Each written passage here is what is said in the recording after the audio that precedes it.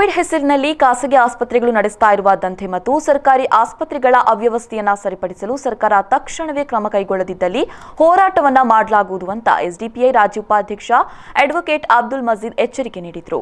ಅವರು ಈ ಬಗ್ಗೆ ಮಂಗಳೂರಿನ ಪ್ರೆಸ್ ಕ್ಲಬ್ನಲ್ಲಿ ಸುದ್ದಿಗೋಷ್ಠಿ ನಡೆಸಿ ಮಾತನಾಡಿ, ದೇಶಾದ್ಯಂತ ಕೋವಿಡ್ ಪ್ರಕರಣಗಳು ಹೆಚ್ಚಾಗ್ತಾ ಇದ್ದು ನಮ್ಮ ರಾಜ್ಯದಲ್ಲೂ ರೋಗವು ವ್ಯಾಪಕವಾಗಿ ಸಾಮುದಾಯಿಕವಾಗಿ ಹರಡ್ತಾ ಇದೆ. ಇದೇ ಸಮಯದಲ್ಲಿ ಸರ್ಕಾರ ಖಾಸಗಿ ಆಸ್ಪತ್ರೆಗಳಿಗೆ ಕೋವಿಡ್ ಚಿಕಿತ್ಸೆಗೆ ಅನುಮತಿ ನೀಡಿದ ಬಳಿಕ ಖಾಸಗಿ ಆಸ್ಪತ್ರೆಗಳು ಹಣ ದೋಚುವ ದಂಧೆ ಶುರು ಮಾಡಿದ್ದಾರೆ ಅಂತ ಆರೋಪಿಸಿದರು. ಈ ವೈದ್ಯರಿಗೆ ಕೊಡತಕ್ಕಂತಹ ಕಿಟ್ಗಳ ಬೆಲೆಯನ್ನು ಖಾಸಗಿ ಆಸ್ಪತ್ರೆಗಳು ನಿಗದಿಪಡಿಸುತ್ತಾರೆ. ಅಷ್ಟು ಮಾತ್ರವಲ್ಲ, ಕಾಲು ನೋವು, ಕೈ ನೋವು, ಹೆರಿಗೆ ಬೇರೆ ಅಂತ ಎಂದು ಹೇಳಿಕೊಂಡು ಹೋದ್ರೆ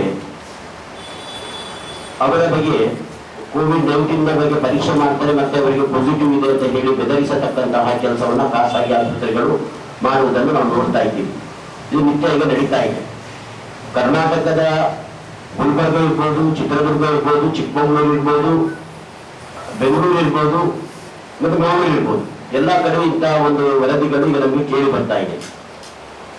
ಬೆಂಗಳೂರಿನಲ್ಲಿ ಚಿಕಿತ್ಸೆ ಕೊಡಲಿಕ್ಕೆ ಖಾಸಗಿ ಆಸ್ಪತ್ರೆಗಳು ಇವತ್ತು ತಯಾರಿಲ್ಲ.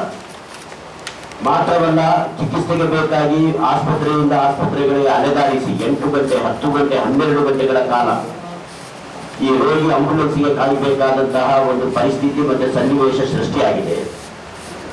ಹಾಗೆ ಅವರು ಆಸ್ಪತ್ರೆಗೆ ಹೋದ್ರೆ BDMPಯಿಂದ ನೀವು ಲೆಟರ್ ತಗೊಂಡು ಬರಬೇಕು, ಇನ್ನೊಂದು ವಿಭಾಗದಿಂದ ಅಥವಾ ಡಿಪಾರ್ಟ್ಮೆಂಟ್ ಇಂದ ಮೆಡಿಕಲ್ ಇಂದ ಲೆಟರ್ ತಗೊಂಡು ಬರಬೇಕು ಅನ್ನತಕ್ಕಂಥದ್ದನ್ನು ಕೂಡ ನಮಗೆ ಕೇಳಿ ಬರ್ತಾ ಇದೆ. ಅಷ್ಟು ಮಾತ್ರ ಅಲ್ಲ, ಇತ್ತೀಚೆಗೆ ಮಂಗಳೂರು ಕರೆಯಲ್ಲಿ ನಮ್ಮ ಕರ್ನಾಟಕದಲ್ಲಿ ಒಬ್ಬ ರೋಗಿ ಮೃತಪಟ್ಟಿದ್ದು, ಕೋವಿಡ್-19 ಮೃತಪಟ್ಟರು ಅಂತ ಹೇಳಿಕೊಂಡು ಖರ್ಚು ವೆಚ್ಚವನ್ನು 3 ಲಕ್ಷ ರೂಪಾಯಿ ಬಿಲ್ ಮಾಡಿದ್ದನ್ನು ಖಾಸಗಿ ಆಸ್ಪತ್ರೆ ಮಾಡಿದ್ದನ್ನು ಕೂಡ ನಾವು ಕೇಳಿದ್ದೀವಿ. ಇದಕ್ಕೆಲ್ಲ ಕಾರಣ ಇಲ್ಲಿ ಸರಿಯಾದ ರೀತಿಯಲ್ಲಿ ಜನರಿಗೆ ಆರೋಗ್ಯವನ್ನ ಕಾಪಾಡಿಸುವಂತ ನಿಟ್ಟಿನಲ್ಲಿ ಕೆಲಸ ಮಾಡಬೇಕಾದಂತಹ ಸರ್ಕಾರದ ವೈಫಲ್ಯ ಎದ್ದು ಕಾಣ್ತಾ ಇದೆ.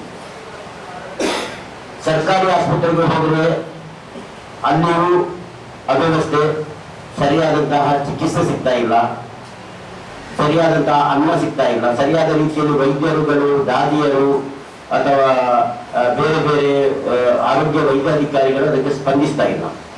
ಇದರಿಂದಾಗಿ ಜನ ರೋಸಿ ಹೋಗಿದ್ದಾರೆ, ಜನ ಕಂಗಾಲಾಗಿದ್ದಾರೆ. ಇಂತಹ ಒಂದು ಸನ್ನಿವೇಶದಲ್ಲಿ ಏನ್ ಮಾಡಬಹುದು ನಾವು?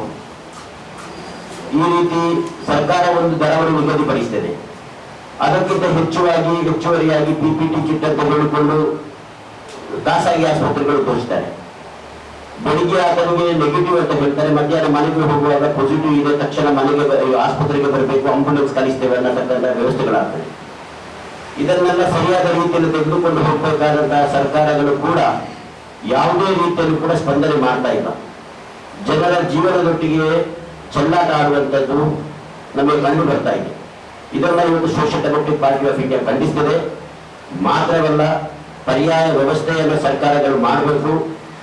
ಯಾವುದಾದ್ರೂ ರೋಗಿ ಖಾಸಗಿ ಆಸ್ಪತ್ರೆಗೆ ಹೋಗಿ ದಾಖಲಾದ್ರೆ ಆತನಿಗೆ ಅನಾನುಕೂಲ ಆಗಿ ಅವನು ಎಲ್ಲಿಯಾದ್ರೂ ದೂರು ಕೊಟ್ಟಲ್ಲಿ ತತ್ಕ್ಷಣ ಅದಕ್ಕೆ ಜಿಲ್ಲಾಡಳಿತ ಸ್ಪಂದಿಸಬೇಕು. ಅದಕ್ಕೆ ಒಂದು ಕಂಪ್ಲೇಂಟ್ ಕೊಡಲಿಕ್ಕೆ, ದೂರು ಕೊಡಲಿಕ್ಕೆ ಬೇಕಾಗಿ ಪ್ರತಿಯೊಂದು ಜಿಲ್ಲಾಡಳಿತದಲ್ಲಿ ಕೂಡ, ತಾಲೂಕು ಮಟ್ಟದಲ್ಲಿ ಕೂಡ ಒಂದೊಂದು ಸೆಂಟರ್ಗಳನ್ನು ಆರಂಭಿಸಬೇಕು ಅಂತ ಹೇಳುವಂತದ್ದನ್ನು Social Democratic Party of India ಇವತ್ತು ಆಗ್ರಹಿಸ್ತಾ ಇದೆ.